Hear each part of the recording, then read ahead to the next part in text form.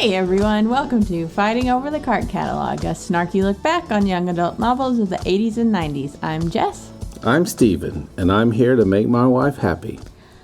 We're taking a journey to find out how many terrible and hopefully some not so terrible books from my youth I can get my husband to read before he reconsiders this whole marriage. Hi. Hi. So, sorry everyone for not having a show last week.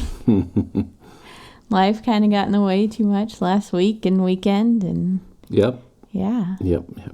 We celebrated our first anniversary, Oh, so we were busy.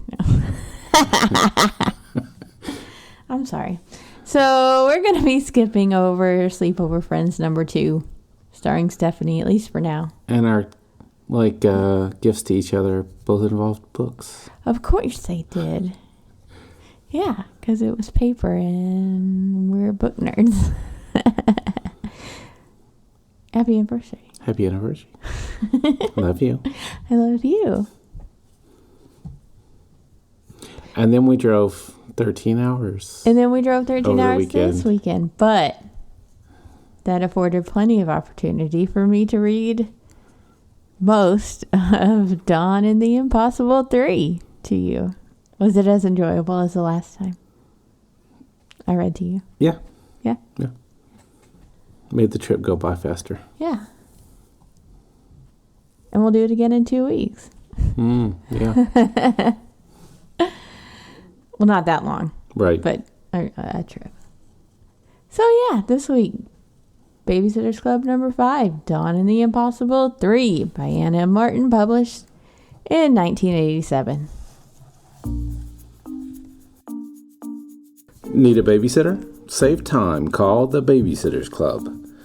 Dawn's the newest member of the Babysitters Club, and everybody's glad, except Kristy. Kristy thinks things were better without Dawn around. That's why Dawn's eager to take on a big babysitting job. It's her chance to show Kristy what she's made of. What a mistake. It has an exclamation point. Oh, okay. What a mistake! Taking care of the 3 Barrett kids is too much for any babysitter. The house is in chaos, the kids are impossible, and Miss Barrett never does any of the things she promises. Dawn's got more trouble than she bargained for, but she's not going to give up until all 4 Barretts are under control and she's friends with Kristy, or whichever comes first. What's up, you cool babysitters? I love you. So, that made the Kristy thing a lot bigger than it was. I have to say, I fucking hate Kristy. I really do. She is a bad person. Whoa. Everybody has to walk on pins and needles around her. True. They have to go out of their way to accommodate her and make her feel good. Mm-hmm. I mean, this is the start of a narcissist right here. Oh, yeah. Yeah, I agree with that. But you got to have one in every group. And I understand this is all coming from the author's mind. Mm-hmm. But yeah, it's bad. I really, really dislike her. Yeah. And it's like a lot of times she's fine. But then it's like... She'll strike out. Yeah, she has these periods where it's just like she is like every opportunity to make somebody else feel bad. Yeah. In order to make herself feel good. Yeah. Yeah, I do not like her. Coming out with some strong feelings right out of the gate. My goodness. Okay. The one where Steven hates Kristy. She doesn't really get better, except in her own books. I think she's more palatable. She's the hero of her own story. She's more palatable. Yeah. But yeah, further on down the line is they really just like are into their like stereotypes and stuff. Oh, it's not good. So look forward to that. I do not. So other than Kristy, what do you think of the book overall? As far as a teenage story goes, I guess it was okay. Yeah. I mean, it's no Judy Blume. We know that. But. Yeah. Yeah, I mean, it wasn't horrible to read. Fairly quick read. But. It's because I read it too. Yeah. There are a lot of things that I just don't like that she goes into the story with that I just think are totally unrealistic. Okay. So I used to love Dawn because I think I identified with her. Mm-hmm. Although I read this probably when I was 6. Yeah. And then 2 years later, I guess I really started identifying with her when we moved to Connecticut from somewhere warm. Right. Albeit Texas, not California. And so, yeah, I really understood that. And I was like all jealous of her house. Mm-hmm. We didn't move into a super cool, super old house. We just moved into a house that was built in the 80s, I think. And I love ghost stories, and it was super cool to be environmental. She gets way into that. Oh, okay. Yeah. If I've covered a book we're doing on my original blog back in the day, I definitely go back and like use that post as like an outline, for the podcast, for the story.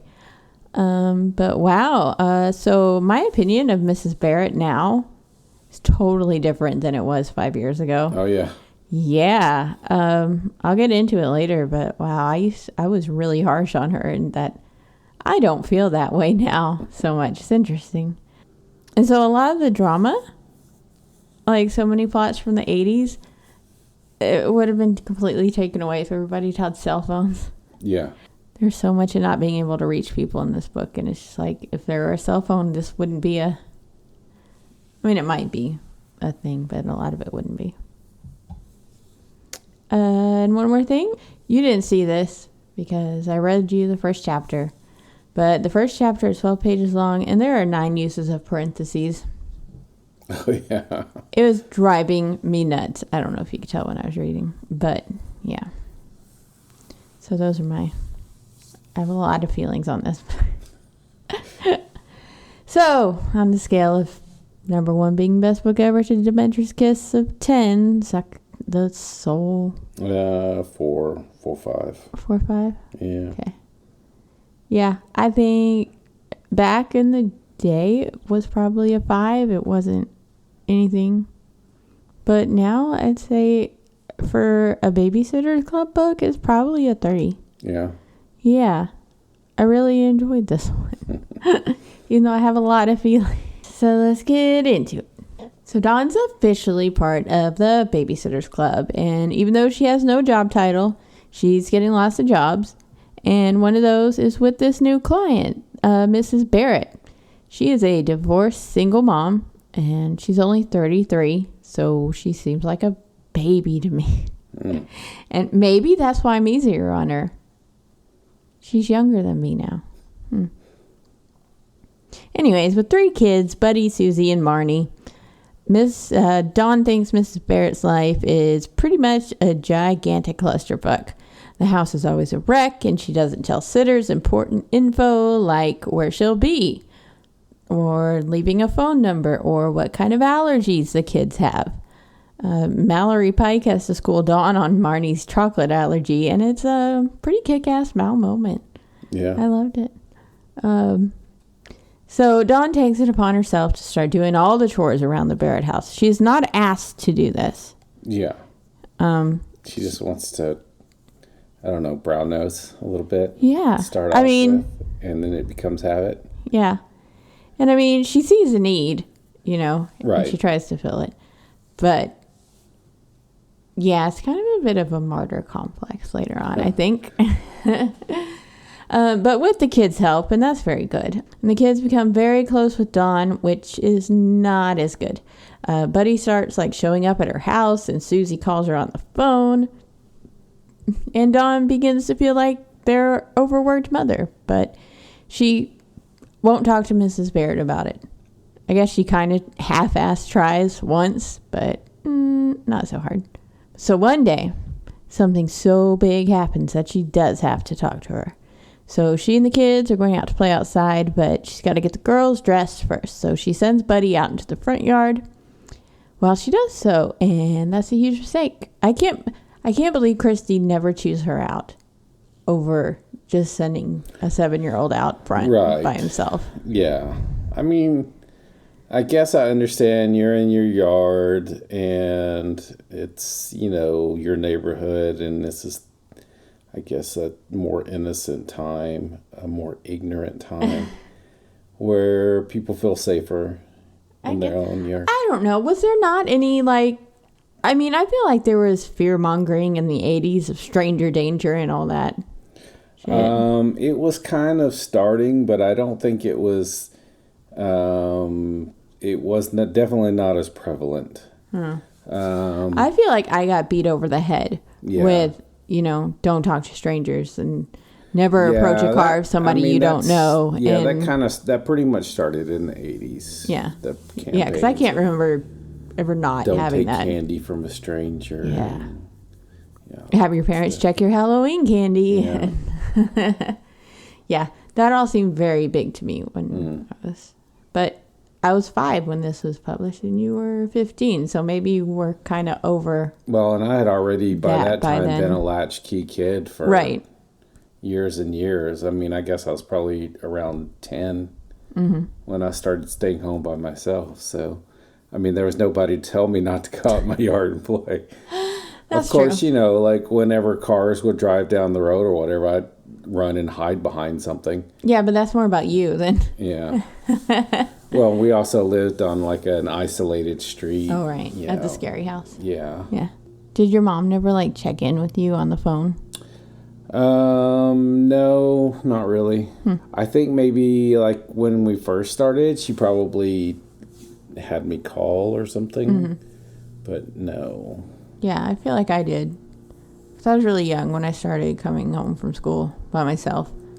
I went to school. They left before school started, so I had to get myself down to the bus stop on time. Yeah, that was weird. But, yeah, I definitely always had to call my mom, I think, when I got home. And snow days, if I was home all day, I'd have to check in. Or sick days. Yeah. Yeah.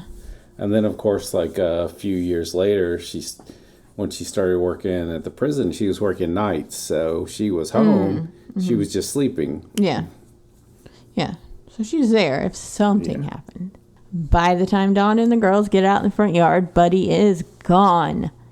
Dawn looks all over the neighborhood, including at the Pikes, but she can't find him. Mrs. Pike is really awesome, as per usual, on this, and she wrangles up a whole bunch of people to help search for him.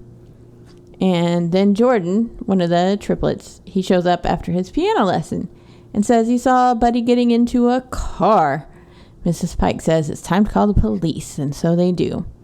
And it's okay, remember this, girls, having an adult involved is a very good thing, because they forget that very much books later, and it is awful. It's they do everything their 13-year-old selves, and it's... So I appreciated using Mrs. Pike here, because it was needed. So the police show up, and they start asking Jordan a bunch of questions, but he doesn't remember all that many details, and he gets stressed out, and I feel bad for him. So then the phone rings, and hey, guess what? It's Buddy calling from a payphone. He's with his dad at a gas station, and he says they'll be home soon. Mrs. Barrett finally shows up, and she checks her calendar, and whoops, what do you know? It was her ex-husband's day with the kids. So Buddy and his dad arrive, and the dad says he was just planning on taking them all until she realized the mistake she'd made, but Buddy was there. Okay, so when he first went, when they ended up calling the police at some point. Right. And the police come. And there's 7 police or something like that. Yeah. And 2 grab his picture and immediately leave.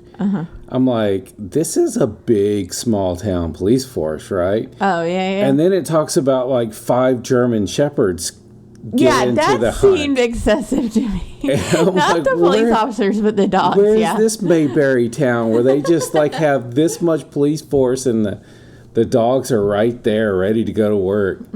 Yeah, that was weird. Yeah. I didn't think about the officers, but yeah, I definitely noticed the German Shepherds.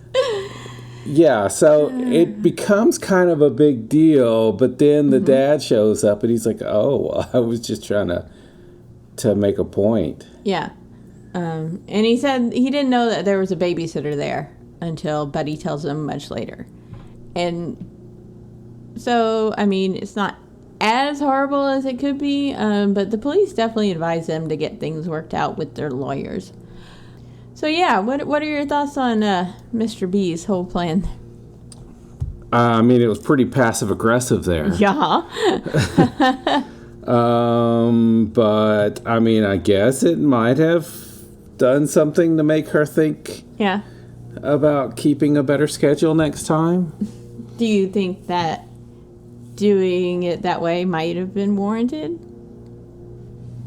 I don't know, because I don't know what has happened with them in the past with her mixing up schedules and stuff. I mean, if this was an ongoing thing and he was losing his chance to see his kids, I definitely would see that. Yeah. I mean, it does say there's other weekends. Yeah. Yeah, when Mary Ann's sitting for them and he calls, he was supposed to see them that weekend or something. Yeah. So it does seem like it's an ongoing thing. So. Yeah, I mean, I would be upset to the point of doing something more extreme. But it probably would have been something more extreme, like not more extreme like that, oh my but more extreme like talking to a lawyer about it and saying, "Hey, what can we do in the courts about this?" But yeah, but this wasn't like really pre-planned. I don't think. I mean, it's just like he saw Buddy and... Well, he said he was going to pick up all the kids. Oh, yeah. And then take them without telling her he was taking them because it was his weekend to have them. And then he just saw Buddy. And then like, just have her freak out about not knowing where the kids were. Right. And then he saw Buddy in the yard and he's like, okay, well, I can just take Buddy and I never even have to try to go to the door or anything. Yeah. And it'll still be the same way. Yeah. And then, of course, he says he takes him to a amusement park. Into lunch. And then Buddy starts... He's not having fun. Yeah. He's like, what's up? And he's like, well, I think my babysitter's probably worried about me. And he's like, shit. And that was when he was like, okay, well, if a babysitter doesn't know where you are, then something's going to happen. Yeah, so then they, book it back home. Yeah. And he said he tried to call, but the phone was busy. So it was because they were calling neighbors trying to figure out where Buddy was. And the police kept calling back to the station. Didn't even have call waiting back in the day. Not even call waiting. Yikes. See, if they're just cell phones. Yeah. This was a lot of stress on Dawn, obviously. So it's kind of the last straw. So she finally has a discussion with Mrs. Barrett, tells her she can't sit for her anymore, gives her some pretty valid reasons why. But Mrs. Barrett suggests Dawn coming over earlier before a job so they can talk about where she'll be, and she'll start paying her more for any chores she asks her to do. And Dawn agrees to do a 3-job trial, which I think is pretty smart. And totally fair. I think Dawn was smart enough that she probably should have made some of these suggestions already. And not just say, I'm not babysitting for you anymore. Yeah. But, I mean, it's okay, because she's still 12. But, I can see also that being such a traumatic experience for her. I mean, because, I can understand the whole thinking you've lost a kid and having to deal with adults and policemen. Yeah. And, being frightened and scared about that. Yeah, that'd be pretty traumatic. I like the little moment where Mom shows up. That was nice. Yeah. She's like, hey, I'm here. Jeff and I are going to help. Yeah. In other news, so Kristy is definitely being a bitch to Dawn at the beginning of the book. And it's only because she's really jealous of her relationship with Mary Ann. Yeah, so her and Mary Ann start hanging out more and become friends. And then they got the whole thing where they're trying to parent trap their parents and Yeah. so they have something So in Kristy's common. left out. And as bad as she treated Marianne the first, but I'm glad she finally has another friend. You hate her so much. But Dawn, she fixes it because she invites Kristy over to her super awesome barn, and they play in the hayloft on a rope swing, which Marianne's too scared to do. And then they also bond over being divorced kids. And Kristy makes up the position of alternate officer and officially offers it to Dawn, and that bothered you so. Yeah, it did. Like, you can't, just because you're president doesn't mean you can make up rules and give people positions. This is an organization. You have to have votes. It has to be a majority. There needs to be checks and balances. There has to be checks and balances. You can't just decide that's what you want to do and all of a sudden it's the law. That's not the way it works, politicians. So here's the thing. Is this, are you really seeing Kristy as Trump? I think you are. I think you're drawing a lot of parallels, and that's particularly times, why yes. narcissistic and dictatorial and interesting.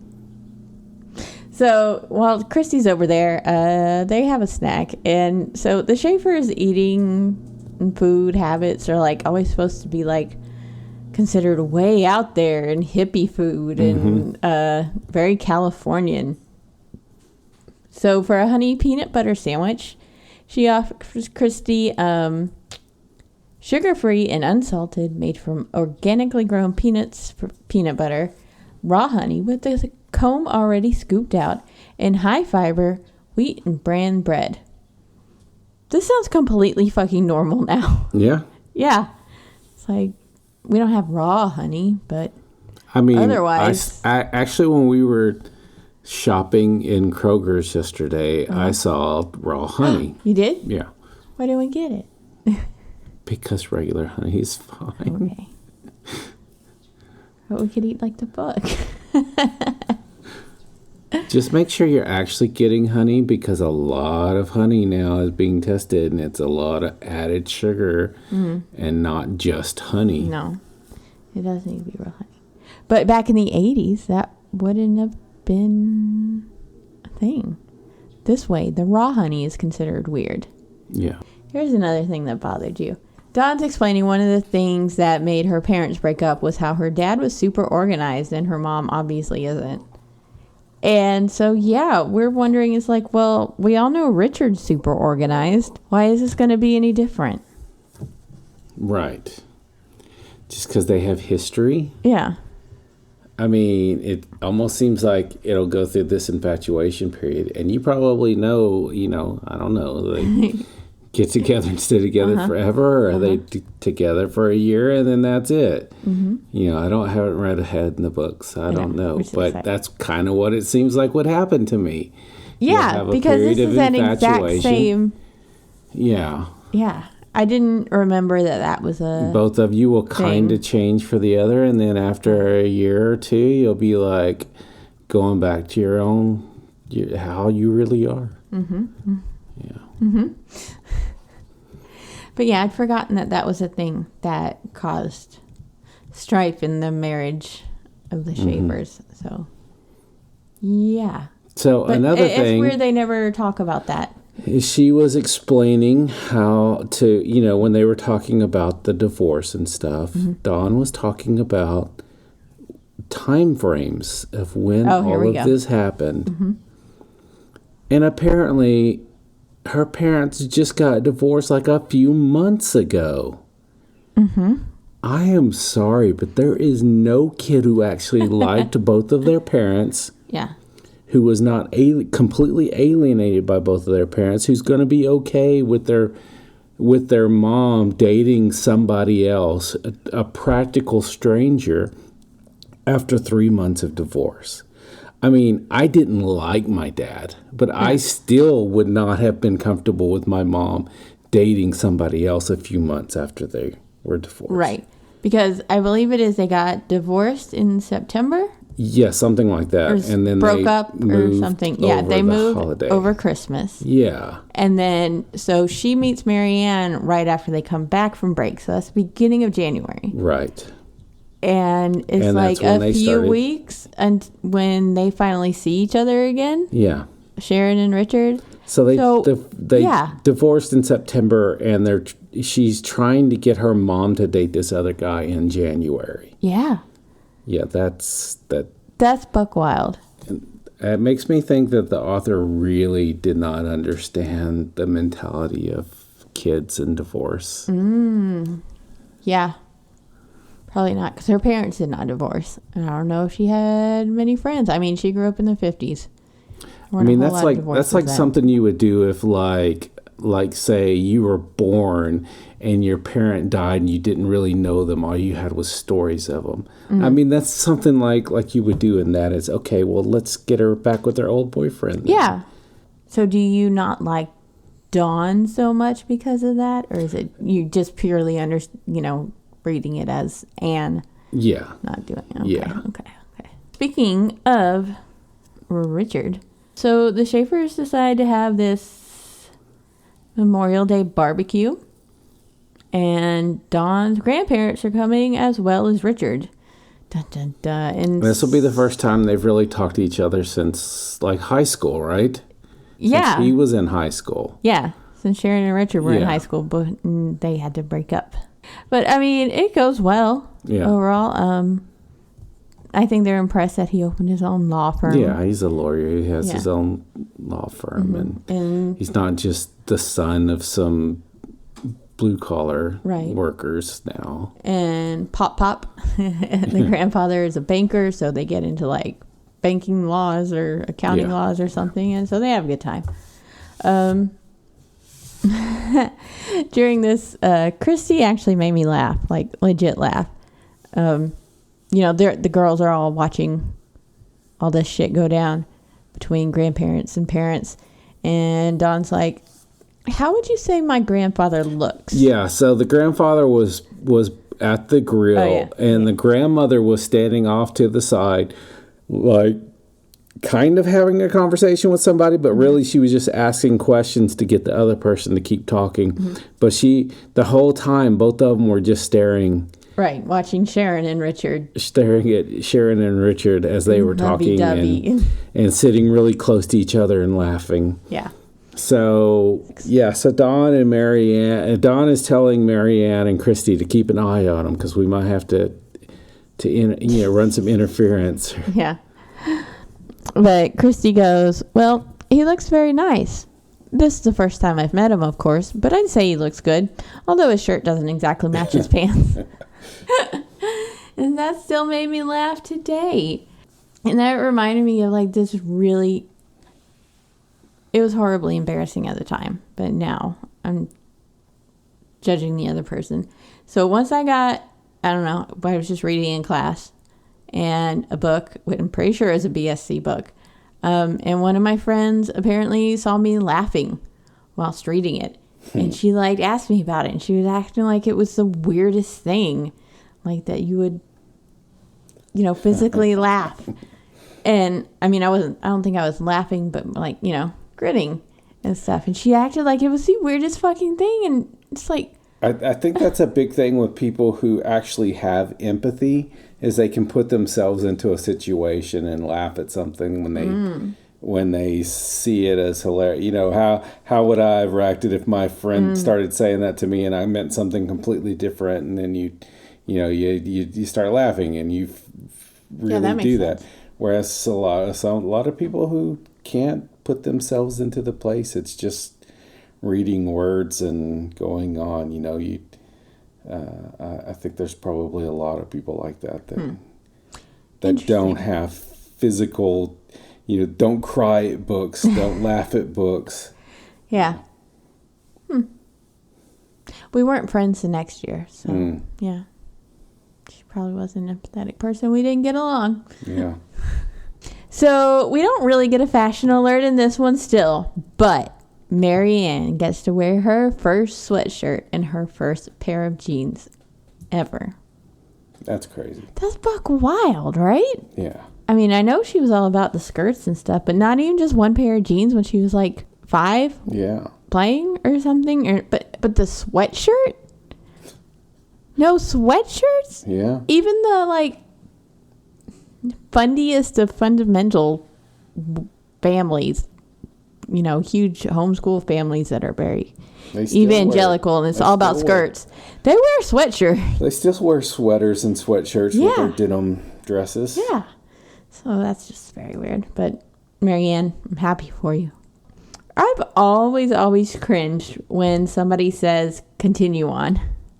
As in, we must continue on and not we will continue on Friday. And I was unaware that this all stemmed from Janine yelling continue on is redundant at dawn. And so, yeah, I looked it up to see if, you know, of course she was right. She has an IQ of 196. So it is redundant. But, like, nobody gets mad about you saying it, apparently. Okay, so say a sentence with it and then a sentence without it. Because I had somebody point out that in most cases is unnecessary. That saying continue on? No, having the word that. To that? In the sentence. See, that's what this one is kind of like saying with the ons. If you replace the word continue with the phrase carry on, like let's stop reading here and carry on page 43. It's okay. But if you put continue back in, let's stop the reading here and continue on page 43. It doesn't work that way. So yeah, but yeah, I just said, let's continue on up the stairs because you're continuing, so you don't need to continue on. It's redundant. Yeah. But if you say, let's continue on Friday, so on can follow continue when the preposition on can follow the verb continue. And that's not a problem when it occurs in like, we cannot complete this chapter today, so we'll continue on Friday. And Janine, that's your grammar lesson for the day. Thank you so much. Janine Kishi got in my head when I was 6 with that sort of grammar. But anyways.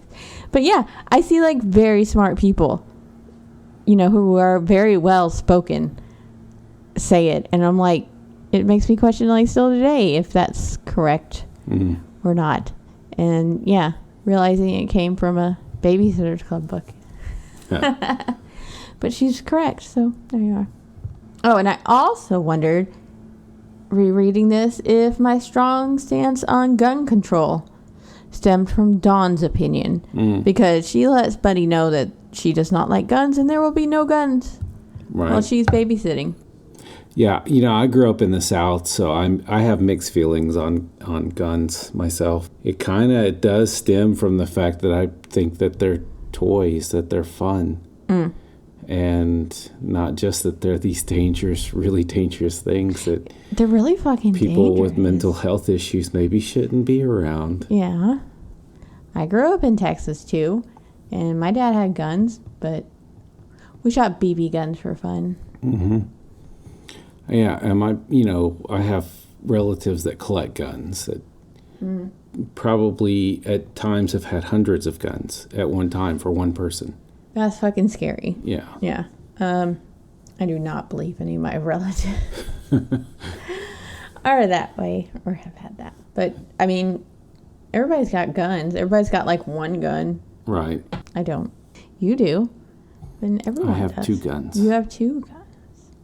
There are 2 gun instances that I know of where people have been affected with guns.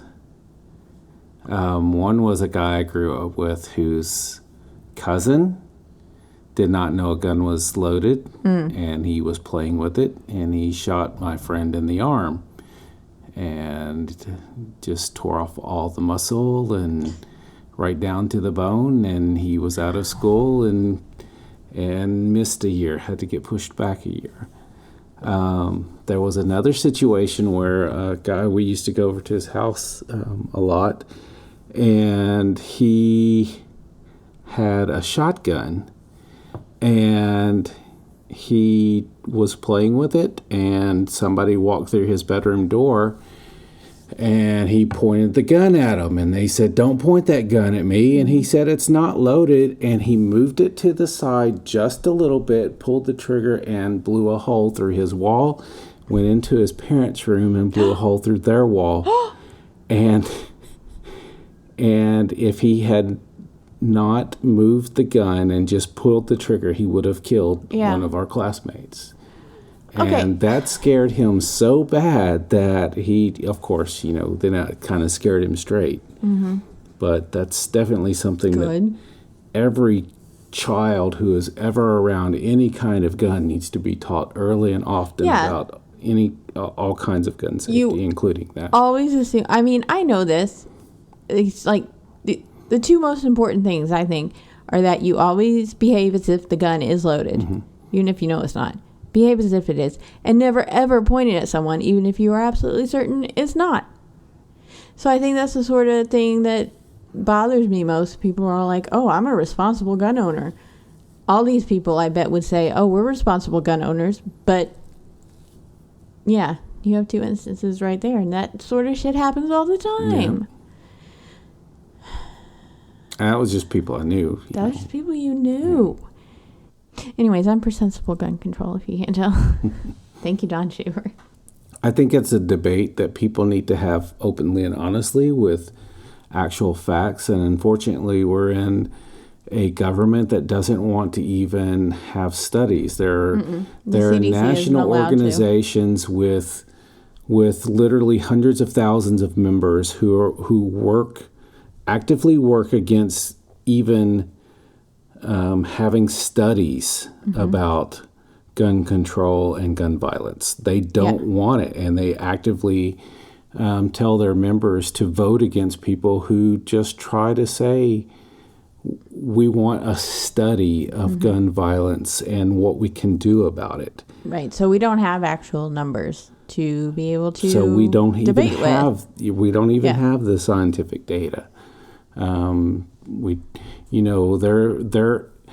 don't even want people with mental health issues, people who they want everyone to be able to have a gun, no matter what. And to me, that's all about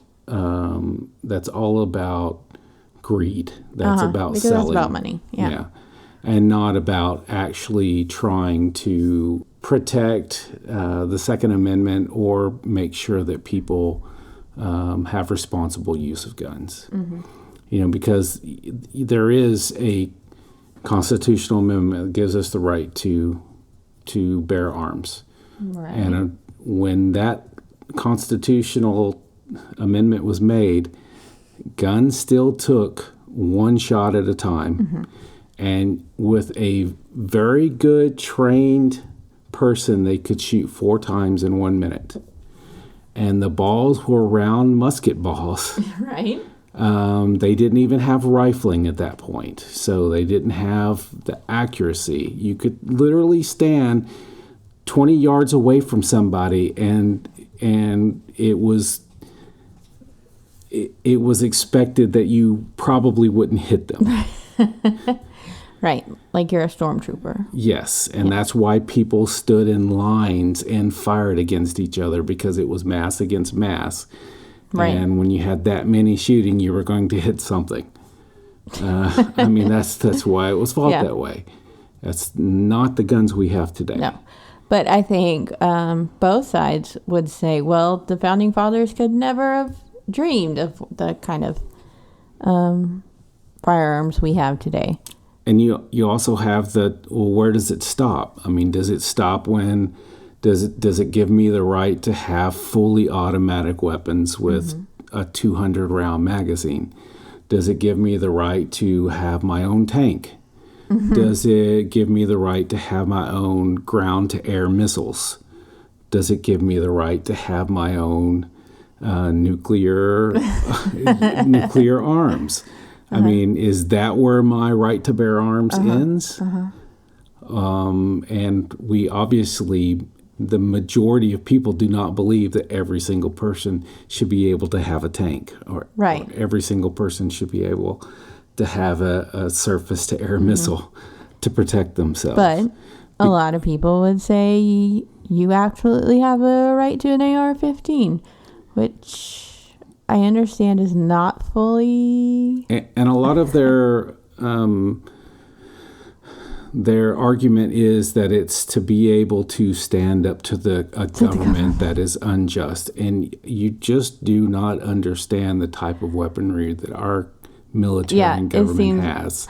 I mean, I don't either, but it seems very naive. They could kill an individual from a very long ways away without ever having to get in anywhere close to the range of your AR-15. Yeah. So, I mean, that really is not a valid argument in the society that we live in today. Do you think that the people who argue that genuinely really believe that? Or do you think that they just really just want to have fun with those guns? The majority. I'm sure some people do. I think the majority of people like the idea of having the gun because it's fun. Yeah. And that's exactly why I wanted one. Yeah. Exactly, is to go out and target shoot and to shoot really fast. That was the only reason I wanted. And yeah, you can make the argument of home defense. Absolutely you can. But you're talking about a home robbery involving like dozens and dozens of people. I don't know what you're getting yourself into that you're having to defend from this kind of home invasion. Yeah. Literally, my shotgun will be just as effective in a home invasion as an AR-15. There is one valid hunting instance in which I can see an AR-15 being valid. And that is because we have so many feral pigs. I knew you were going to say that, yeah. in Texas, and they tend to bunch. Yeah. And you really, I mean, there's a big problem with feral pigs. Yeah. They fuck really shit up and they're really dangerous. It's really all over the country, but in Texas there is a big problem. Oh, yeah. They destroy a lot of farmland.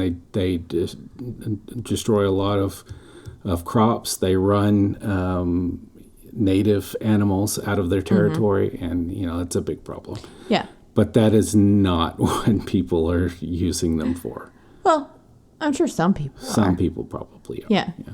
But, yeah. And even then, they probably get, 2 or 3, if that many at a time, before they all just run away. Yeah. Yeah.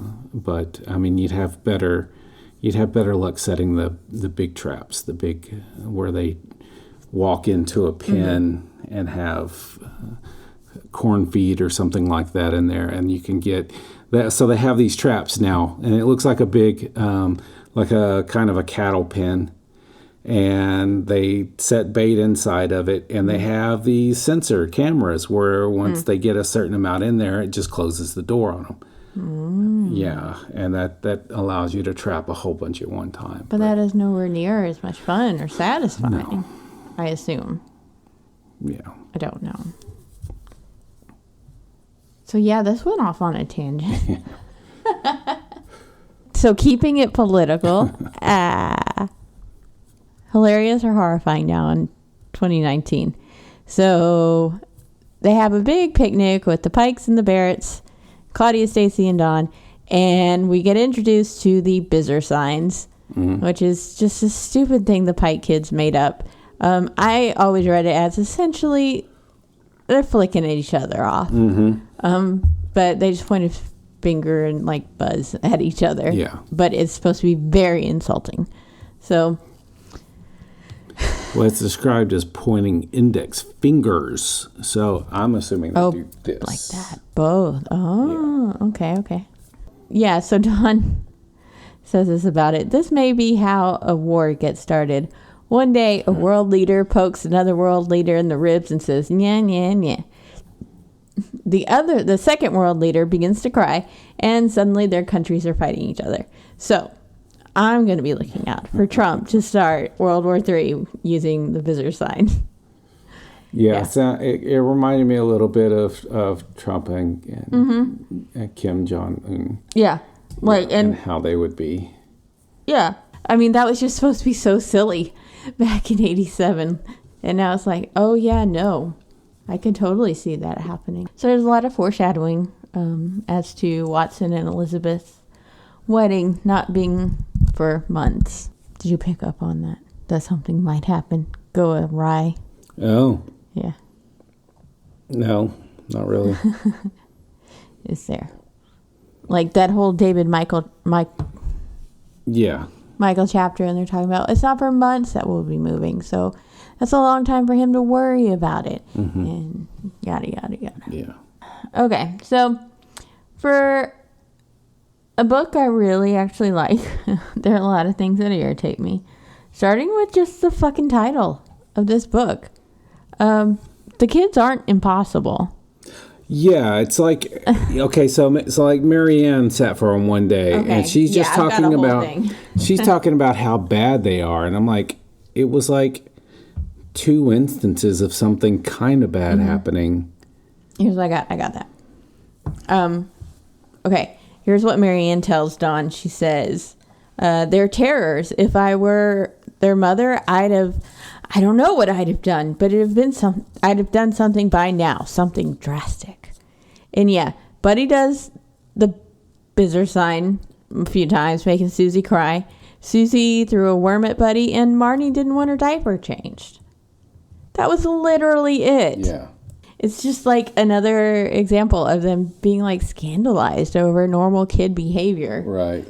Like they did with Jenny. And guess what? The Jenny hate kind of continues a little bit in this one.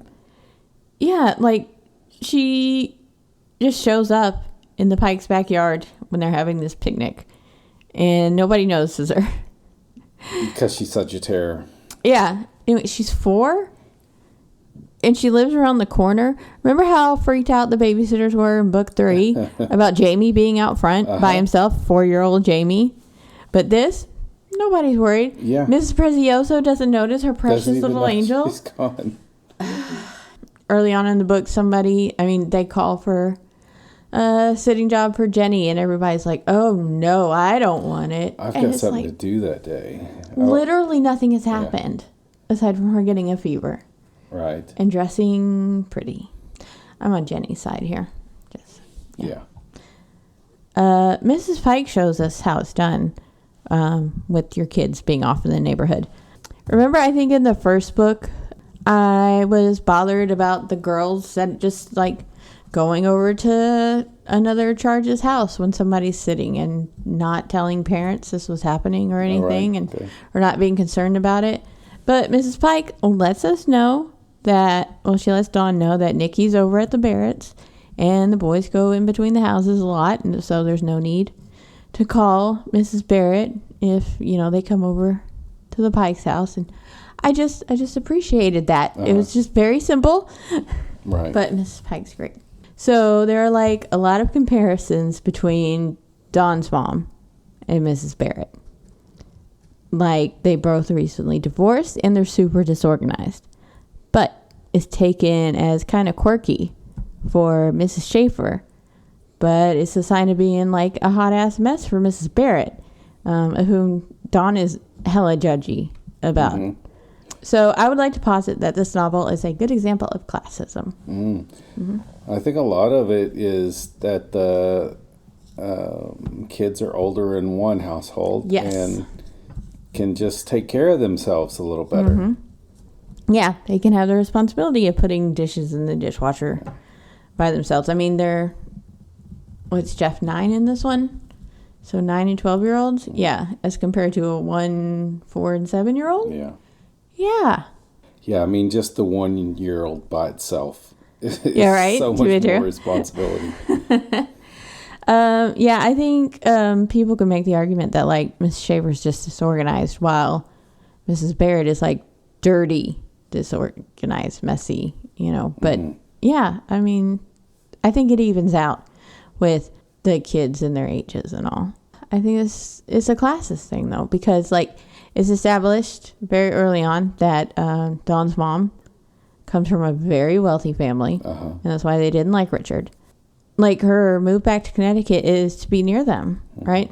She didn't work in California, so she probably doesn't have, like, a ton of money saved up herself. And she's looking for a job in California, but it doesn't seem, like, real intense. You mean in Connecticut? In Connecticut. It does not seem real intense. Like, it's anything to be worried about. So, right. And, like, it appears to be, like, they're probably, like, her parents are probably, you know, helping to support her. Where did they get the money for this? 1700s. Exactly. So, I think she's got a certain amount of wealth for herself right now. Much more so than Mrs. Barrett, who appears to be, like, truly on her own. Yeah. And she's trying very, very hard to find a job, and her ex-husband's living in an apartment, which, I mean, just kind of leads to the supposition that they were not probably very well off to begin with. I think it makes sense to draw the conclusion that the two women in different social situations, and that leads people to go easy on Mrs. Schaefer and harder on Mrs. Barrett. Thank you. Sounds plausible. That doesn't excuse Mrs. Barrett from not leaving the correct information for the sitters. Right. That's a whole different issue. It's almost like she just doesn't want to talk to the babysitters, so she's always just running out of the door. I mean, and I don't blame her. She's recently divorced with, like, this mess of kids that are not terrible, but they're children, and it's a lot. It's a lot for her to handle. So, I'm feeling... much more empathetic towards her than I used to. My kids were 9 and 10, and luckily they were getting to the point where they could kind of start taking care of themselves. Mm-hmm. You know, you had to make sure there was food. Sure. But they could do a lot of things for themselves. So, can you imagine if they were 1 and 2? No. Or 3 and 4? No, that'd be so difficult. So much more difficult. Yeah. Yeah, at those ages we had made the conscious choice that my ex would stay home and start doing child development and took care of other kids in the home. And then eventually she started working at child development centers so that she could be in the same place as the kids. Yeah. So, I mean, that would have been so much more difficult if she had not taken that path. Yeah. Yeah. Great job. Yeah. So you have anything else on this book? Fuck you, Kristy. Fuck you, Kristy. Not my ex. Kristy from the book. Oh, shit. I didn't even make that connection because they're spelled completely different. Yes. So. Fuck you, Kristy with a K. Fuck you, Kristen Amanda Thomas. How about that? Oh, man. Wow. Did not connect that at all. Glad you realized. Well, the next Babysitters Club book is a Kristy book, but we'll get to that sometime next month. So we'll see if you like her any better. But for now, I think that's all we have for Dawn and the Impossible Mother. So please rate us on iTunes. That's the best way to help a podcast out, and it takes just a minute. We still have our one fantastic review, but we would really love more. And if you're not subscribed already, do so on iTunes. Okay, I don't know what this is. It might be Apple Podcasts now. I don't know what the difference between iTunes and Apple Podcasts is. I should learn that. So, whatever it is. And Spotify, Stitcher, Google Play, iHeartRadio, all those places. And if you're enjoying our podcast, please tell your friends and share us on all the social medias. Because you can find us on Facebook and Instagram at Fighting Over the Card Catalog, and on Twitter at Card Catalog Pod. And my personal Twitter is Just Digress, where if you enjoyed our political commentary today, there is much more of that over there, and bitching about Game of Thrones. Email us at Fighting Over the Card Catalog, especially if you have like any suggestions or any books you want us to cover. Next book, we're going to continue, not continue on, simply continue with the missing child theme with the face on the milk carton. So thanks so much for listening, guys. We're rereading the books of your childhood. So you don't have to. Bye, everybody. Bye.